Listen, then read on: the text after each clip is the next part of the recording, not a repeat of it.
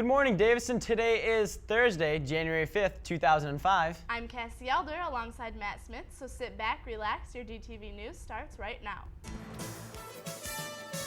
This is your DTV News Live, bringing you your news, sports, and student life.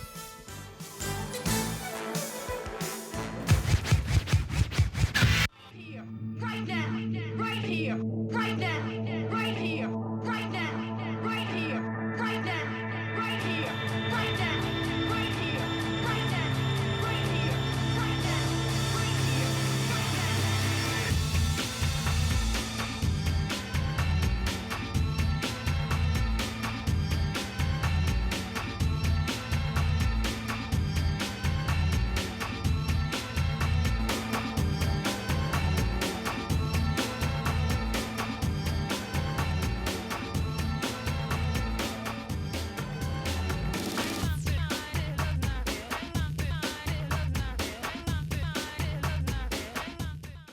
Hey, what's up? This is Aaron Carter, and your DTV News starts now. Check it out. Dual enrollment students must have their paperwork completed by this Friday. Classes at Mott Community College will begin Monday, January 10th. If you are choosing not to be dual enrolled, please have your schedule changed as soon as possible. Mac Fortner, a local businessman turned politician, has always been willing to go the extra mile for his hometown of Davison. I caught up with him this election season to talk politics with this small town baker. It's dark, it's cold, it's Davison at 4 in the morning, but one man's doors are open for business. My name's Fred Fortner, and I own the Davison Home Bakery. Mac Fortner has done more in his 50s than most accomplish in a lifetime, but when he saw current House of Representative Paula Zelenko pass on allowing residents to vote on key issues, he knew he had to step in. You sit by and you let other people do the job, but you have to finally get involved. It's important to get involved in the voting and get involved in your community. And that's just what Mac Fortner's doing. He's running for state representative in District 50, although some may say he's not qualified. Obviously, I don't have the experience, but I do have the discipline, I have the drive. Along with these qualities, Mac stays involved, whether it's city council, allowing students here at DHS to work on his campaign, or simply volunteering. They called Mr. Fortner and asked him if he wanted some help on passing out literature and what have you, and he said yes, he needed the help. I start at night, a lot of times at 11:30 at night, and finish up in the morning. Then I go on and do volunteer work sometimes. I get involved. Reporting from downtown Davison, Matt Smith, DTV News. Fortner went on to lose the race for State House of Representatives, but continues to involve himself in the Davis community. Yesterday, the Davison DECA chapter traveled to Delta College for District 1 regional conferences. 31 students earned medals and 21 students qualified for the State DECA Conference, set to be held in Dearborn, Michigan this March. Financial Aid Night is Monday, January 10th. All parents with a son or daughter of the 2005 graduating class are encouraged to attend. Vital information regarding the FAFSA and scholarship applications will be thoroughly addressed. Stick around, we've got plenty more DTV News Live ahead. But first, we'll pause for this commercial break.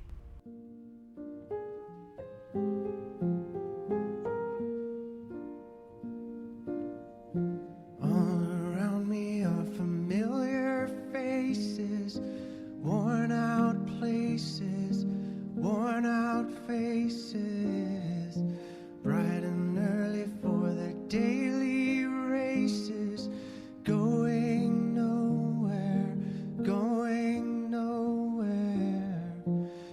Their tears are filling up their glasses, no expression, no expression. Hide my head, I wanna drown my sorrow. No tomorrow, no tomorrow. And I find it kind of funny, I find it kind of sad, the dreams in which I'm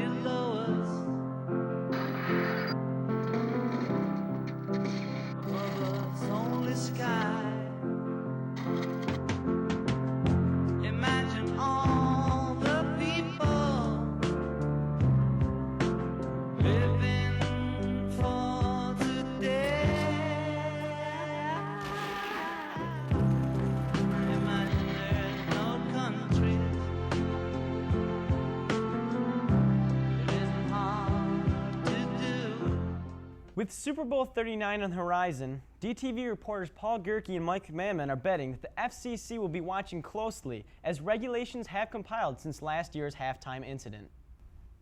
On Sunday, February 1st, 2004, one breast changed what a generation of Americans would perceive as explicit entertainment. Hidden camera investigation.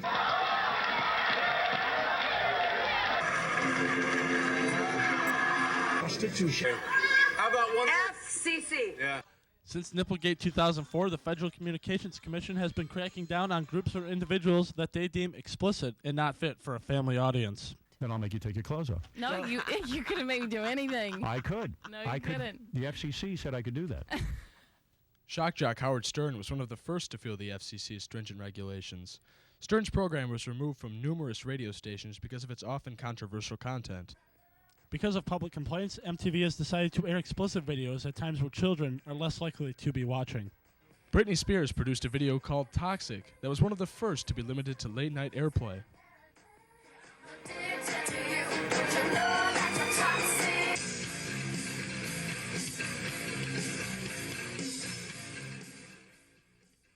Korn's controversial video for Y'all Want a Single was completely banned from MTV because it took shots at record execs and labels.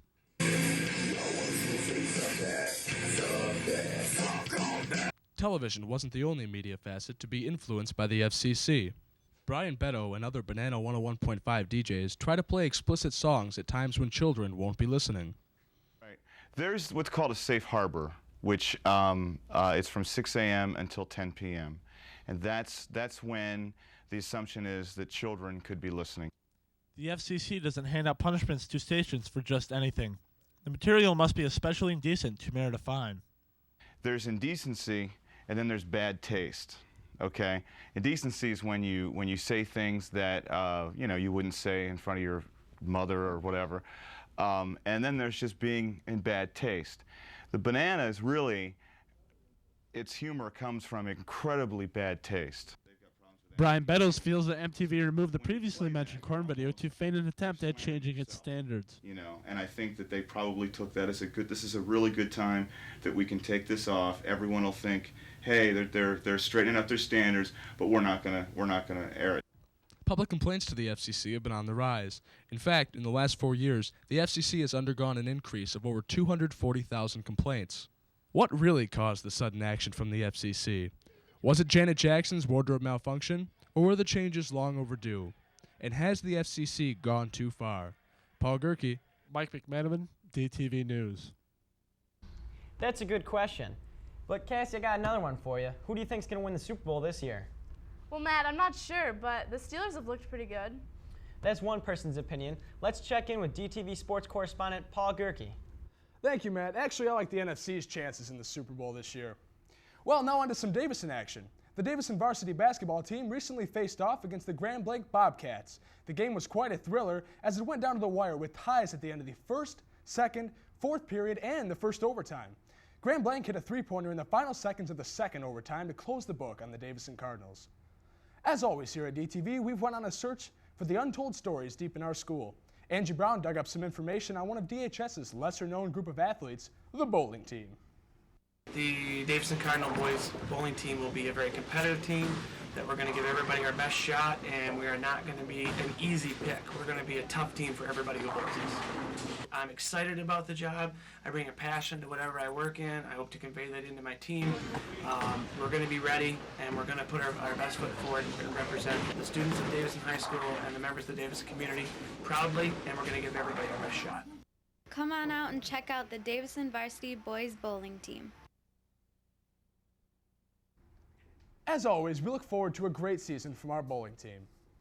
Many emotional Davison fans watched as the final snap at Rodney Collins Field took place this past October. With it came fond memories of past Cardinal players. DTV's Cassie Elder and Dan Durkin were there to catch all the emotion as Rodney Collins Field bowed out.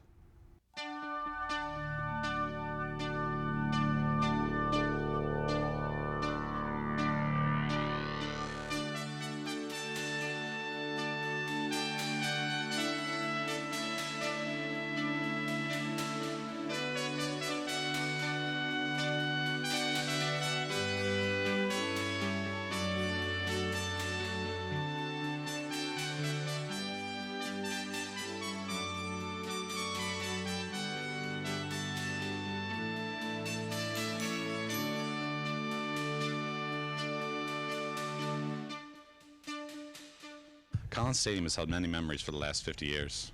For one player in particular, Jerry Sweener, he's sad to see the old stadium go, but excited to see the new one come in. The stadium opened in the fall of 1954, which would be my junior year. That was officially the first year it was open. We had worked as a team. The football team actually helped build that football field. We laid the sod in our sophomore and junior year. I scored the first touchdown in that football field. Quarterback Mike Stenson, who was a quarterback in that first year, gave me the ball and I scored. You know, we have to move on, and I think it was a good move putting the stadium next to the high school. You know, geographically it makes it a lot better. And no, I'm excited for the new crew that's coming through for the years. Sad to see such a monumental piece of sports history go, but we look forward to seeing new memories as our new sports stadium is currently under construction, set to be revealed this track season. Now back to Matt Smith and Cassie Elder for the rest of your DTV News. Thanks, Paul. You know, Cass, they've already got quite a bit of that stadium completed. Yeah, they've been working along really well. Well, right now we're going to pause for a short commercial break.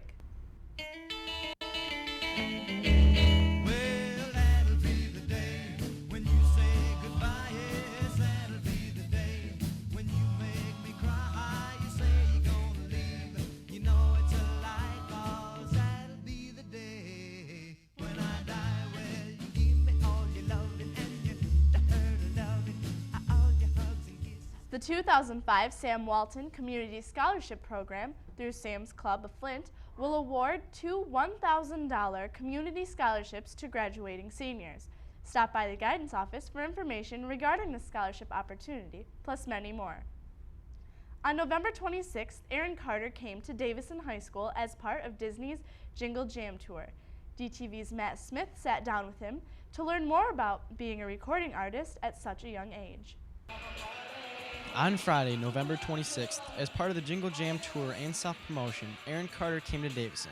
I caught up with him the following night after his second concert in the area to talk about teenage life in the music industry and his new sound. And I never really got to experience the high school, you know, the high school background and, you know, the past. I don't really have a high school past because I never really went to high school.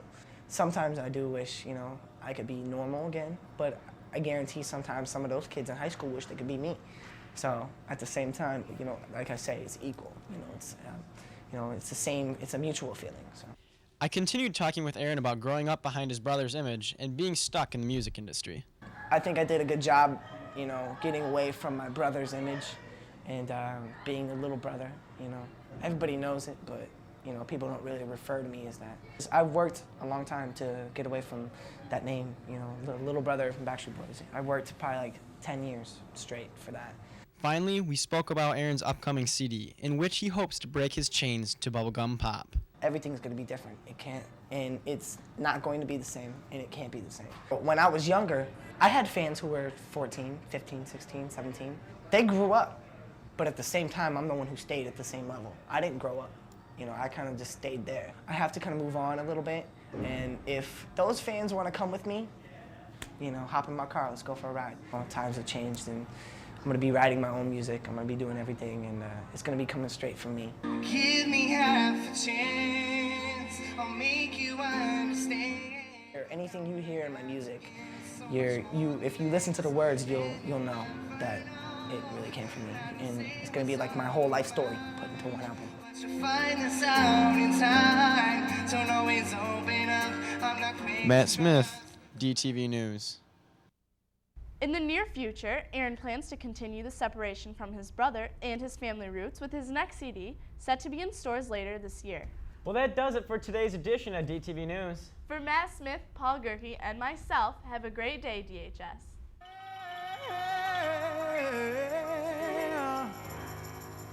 You know you make me wanna kick my heels.